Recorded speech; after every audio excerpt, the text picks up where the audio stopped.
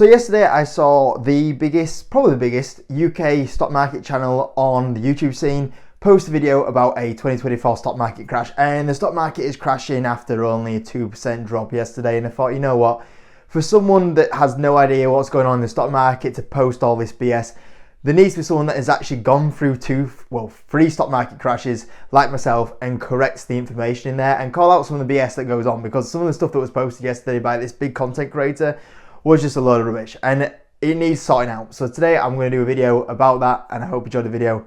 Let's get started. So yesterday I saw probably the biggest YouTube stock market content creator in the UK post this video, which was the stock market is crashing and this is why. And I was like, hold on here, this stock market is crashing? I was like, from Friday we're down like 2%. And in the last month alone, we're still up 6.5% in the last couple of days. I thought this is an exceptional month for the stock market. If we're having a 2% pullback, there's nothing wrong with that. It's quite healthy. And let's not forget, we have entered September in the stock market. September is historically the worst month in the stock market. So for us to have a pullback right now isn't that bad. And I just thought, this is, you know, when you look at the thumbnails on this, like every single thumbnail is red background, flames, and I thought this is just someone here that is trying to milk the audience and put fear out there to create personal wealth from views. They're not actually trying to give you any actual sound investment advice. And it's just wrong. And for someone that has such a mass audience of 176,000 subscribers, I personally think this needs calling out. This cannot be posted because this is just content put out for personal gain. There has to be some level of responsibility of giving you good investment information out there. And that's what I need to point out here today from my point of view. And you know, a few people will say, well, Jacob, why'd you call this out? Because at the end of the day, it's just a load of BS, guys, isn't it? You know, we had someone here that has no idea it still surprised me that someone that has no idea what they're doing in the stock market and what they're doing from an investment point of view has somehow managed to attract 176,000 subscribers. I don't know if it's because they could put a few jokes in there. I don't know if it's because they have managed to get the algorithm of the YouTube scene, but you know, you have someone here that for the last 12 months has been banging on about this is the best investment opportunity in the last 30 years, as you can see here. The stock market is about to explode. And then from where we were at that point of view, they come out and then say, oh, the stock market is crashing after only being down 2%. And let's not forget, people say, well, you shouldn't really do these videos. And I think, well, hold on. You've got a guy here that has managed to get this big audience in the UK, has these responsibilities, the biggest UK stock content creator out there. And he has made his audience how? Probably by bashing other YouTubers. I mean, how many videos have been out there about Meet Kevin? How many videos were out there bashing Chicken Genius, Tom Nash? How many videos were out there trashing a lot of the UK investing channels when he started posting videos out of nowhere 3 years ago? So for some reason, it's okay for this guy on here to come out and call everyone an idiot when realistically the information he's posting isn't that good. And yet now he's someone that's flip-flopping between the market's going to do very well to the stock market's crashing when the stock market's only down 2%. It's absolutely crazy.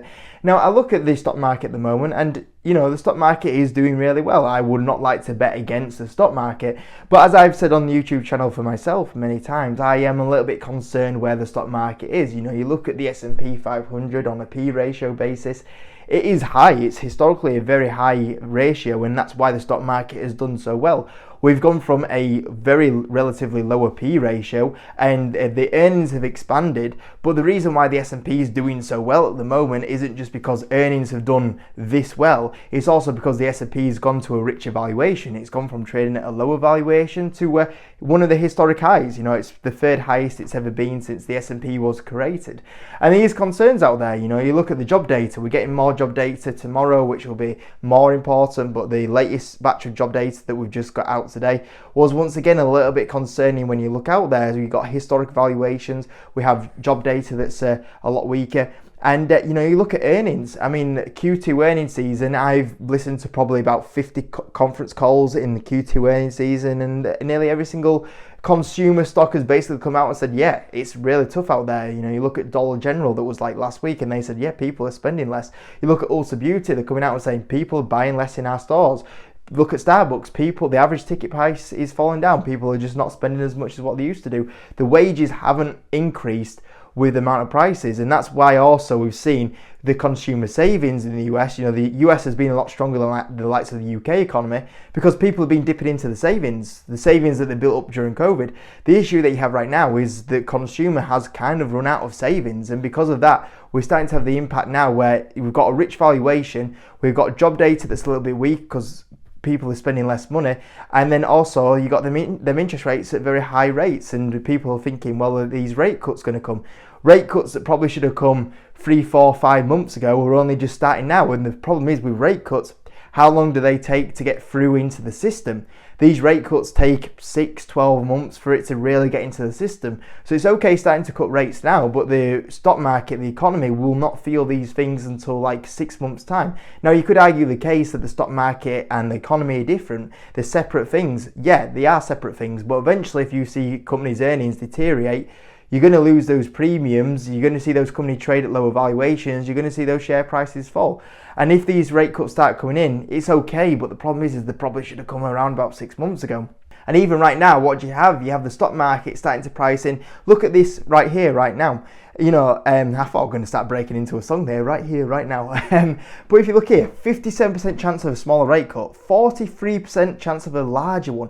43% think Jerome Powell's going to cut more than 25 basis points on the next meeting. No chance. No chance. Have you seen how slow he's been to cut these rates? He's going to cut them very, very slowly. So if this is supposed to be the saving grace that the economy is slowing down, but hey, the rate cuts are going to be coming, I hate to break it to you guys, the rate cuts might be coming, but it's not going to be at a very quick pace. And all these people that are thinking there's going to be a 43% chance on September the 18th of a big rate cut, no chance. The only way that's going to happen is if we hit a recession. And if we hit a recession, you know what that means? It means it was too late. Earnings, job losses. I mean, look at the job as well. I hadn't even got the job numbers up. All of a sudden we've gone from this best market in 30 years or whatever it was. I can't even find the slide now. Best investing opportunity of 30 years 1 month ago. If you look to the job data as well, the job data was quite weak. And, it's not good out there. And you think that these rate cuts are going to save us? I don't know, guys. But the ultimate thing I kind of come to is that all this kind of fear that's pushed out here, all this kind of fear that's pushed out on the YouTube scene and everything like that, all the negativity, the stock market's up, it's amazing, the stock market's down. I don't really like covering any of this stuff because it doesn't really matter. It doesn't really matter if the stock market's up today or the stock market's down today. It doesn't really matter if the Fed cuts in September. It cuts by 25 basis points. It cuts by 50. It doesn't really matter because at the end of the day, what is the most important thing? Long-term investing. That's the most important thing, is long-term investing. If you are serious around long-term investing and that's what you're trying to do, you don't really care where the stock market is today, tomorrow, next week, or even a year's time. The big thing is that you stay for the long term, because if you stay for the long term, that's where you get the rewards. In the long term, you don't need to panic about if the stock market's up, going down, or going into a recession. In fact, you'd love a recession because you get to buy stocks at cheaper prices. Over the long term, you weather any kind of these storms. You look at the bear markets. All the bear markets that we've historically had right now, they're all been on the average, a lot shorter than the bull markets afterwards. You look here, 12 years of a bull market, 2.5 years of a bear market, 5 years of a bull market, nearly double. Bear market, 1.4 years, and then a 10-year bull market, so which is like 10 times more than the last bull market. The bull markets are a lot longer than the bear markets, and on the gain side as well, the gains are always double, treble, quadruple the bear market losses. So as long as you really concentrate on the long term, that's the big thing about long-term investing. You don't have to worry about all this panic or what's going on today. Is this good data today? Is this bad data today? You don't have to panic, because as a long-term investor, that's the benefit of it. You don't have to worry about what's going on in the short term. You just make sure your businesses are doing well in the long term, and you'll get the returns. That's the main thing. You want to be focused on the long-term game plan, and you'll do very well. And that's the big thing, is you take the headache out of all this. And that's the main thing that you should be really focusing on. And that kind of brings me to the point of that, you've got a guy here saying, the stock market is crashing, this is why, panic stations. And it's like, well, right now, what's the most important thing? You need to be focused on the long term. And, when you look at transparency, so okay, you think the stock market's crashing. What are you going to do about it? You know, what is your game plan? And it's okay going on articles and going, this is what's happening in the stock market, this is what's happening right now, this is where the P is, this is where the job data is. Oh, Jerome Powell's an idiot. Anyone can do that. Anyone could go on a website or a media page and go, this is what's happening. How about you actually say what's going to happen next? It's okay coming onto the YouTube scene and calling everyone an idiot if you can't actually give any actual additional information yourself. It's easy to go on the YouTube and call everyone an idiot. It's like the guys sometimes you see it on the YouTube comments, they go, you're wrong. And it's like, well, why?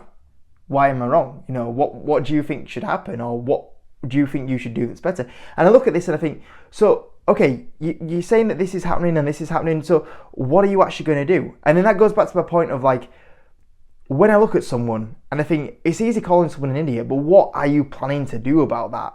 What is your game plan? And I saw this on this actual video, is that, okay, so stocks are crashing, so what are you doing? Are you building cash? Are you buying stocks? Are you selling stocks? And why is none of that mentioned? Well, for people like this that are doing these sort of videos, it's easy money for them to get views by creating this fear. If they actually want to give you anything productive, it actually takes skill. And a lot of people don't have skill. They don't have the skill to go, so the stock market's not looking good at the moment, so here's what I'm going to do. This is what I'm going to buy. This is what I'm going to get. And you have people like this that don't actually give you that sort of information. They don't give you that information because they don't have the skills to do it. They try and do it. You know, you have a guy like this that was saying, Palantir is a great stock at $8, and then all of a sudden sells it out at $8 and it goes to $27. You've got guys like this that we used to make stock market content and then have gone and deleted all the videos because otherwise they'd be proven how useless they are at giving you information. You know, they're useless because they create videos on Fiverr when it was $300 and now it's a $15 stock. Videos on Lucid Motors when that was like a $100 stock and whatever it is right now.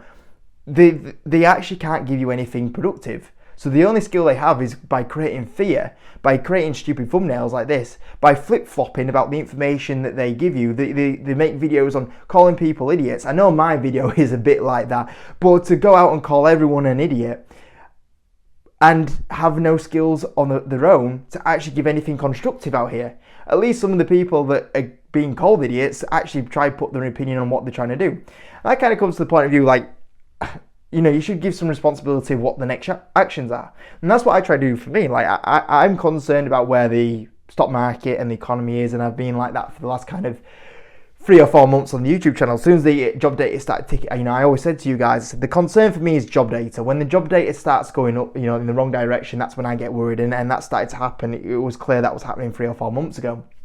And, you know, what's my game plan? My game plan is that, like I said, I'm a long-term investor. I'm not going to panic. If a dip comes, it comes. It's going to hurt. It's not going to be fun. My account's probably going to take a hit. But I'm not bothered, because what I'll have is that I'll have a slump, but when we come out the other side, it'll only recover and it'll only continue to go up. And if anything, I'll have opportunities to buy. So if I'm going to have opportunities to buy, and I think I might have some opportunities to buy, what am I doing right now? Well, I'm still buying. You know, I'm not timing the market. You know, apparently while the stock market is crashing, it's still up, in the 6% in the last month in the stock market crash. Even when I think the stock market is not in a good place, I'm still going to continue to buy opportunities when I do see them out there. I'm still going to buy opportunities. But what I do is I have a cash pile, because if I am going to get these opportunities as well at low prices, I want to have the cash for that. So I'm also going to build a cash pile. So for me, it's about still buying, still holding stocks, and also create a cash pile in case the worst thing does happen. And that's my game plan. I'm still going to stay invested for the long term. And that's what I want to give clarity on today, is that what do you actually do in a situation like this? Not make a video of going, you know what, the stock market's down 2% today, it's the end of the world, stocks are crashing, and then just read you a load of articles and call everyone idiots, and then actually give you no information about, okay, this is personally what I think I'm going to do in this situation, because at the end of the day, they haven't got the skills to do it. As proven, they are not good with investments. They're only good at making clickbaity thumbnails that all look the same, with red backgrounds, big flames. You got to have some sort of constructive here, and it's crazy that this is unfortunately what the YouTube algorithm pushes out to you guys. It pushes this algorithm of these videos. This is the person responsible for the biggest stock market content information out there in the whole stock market scene, and yet the knowledge is so poor. Like I said, it's just news articles calling people idiots rather than actually giving you some constructive advice. And that's what I wanted to give you today, is like what actually should be going on in this situation. And I did exactly the same. I kind of showed you a couple of news articles, but in my opinion, what would I be doing in this situation? Stay for the long term, still buy opportunities if you see them, be a little bit more cautious if you're concerned, get a little bit of cash pile if needed, but long term, it's all about thinking about the long term. And if a dip does come, at the end of the day, the big thing about being a long-term investor is that, yeah, it'll sting in the short term, but you can ride that out in the long term and you'll recover. And this is what a lot of these videos that are unfortunately catching the algorithm don't give you guys. They don't give you that information, and hopefully people don't fall in the trap of like, oh, the stock market's crashing, it's going to continue to crash, maybe I need to sell. I'm forcing people that maybe are a little bit more influenced, that maybe don't have the knowledge themselves about what they should be doing, to make bad decisions. If you listen to this sort of person here, you would have been buying stocks at the all-time highs in 2021 and been absolutely stung and hurt and lost a load of money, and what would you got in return? You would have had the videos deleted that you used to watch. You would have had Palantir at $9 and you would have sold it, and you would have missed out on the gains that you had, and you should have probably listened to Tom Nash, who said to carry on buying it. That's the big thing. And unfortunately, this is where we're at. And people say, well, why do you call it out? Because unfortunately, 176,000 subscribers think they are listening to good content, and they're not. And with my limited 16,000 subscribers, I try and push people in the right direction of this is actually what you should be doing. You should be listening. You should be thinking about the long term. You want to not just be looking at getting the people that want you for the views, but actually listening about having a game plan. What are you going to do in this situation? What are you going to do next? What are you here for? Are you a long-term investor? If you're a long-term investor, why are you worrying about this sort of situation? Why are you watching them sort of videos? Why have you even clicked on this video? Think about the long term. You shouldn't really be worrying about these short-term swings and downs in the stock market. Think about where you're going to be in 5 years' time, 10 years' time. Watch your stocks. As long as your stocks are doing good financials, as long as the profit's going up, the revenue's going up, that's where you should be focusing on anyway. So yeah, just wanted to make this video, guys, because honestly, sometimes when I see these videos pop up, I just think, what a load of BS. I need to fix this, because unfortunately there's a few people getting influenced on this to put them in the wrong direction. So hope it was useful. I should be doing the UK stocks I'm buying tomorrow, but there's a few other videos I want to do, so we'll see. But apart from that, hope you enjoyed it. See you in a bit.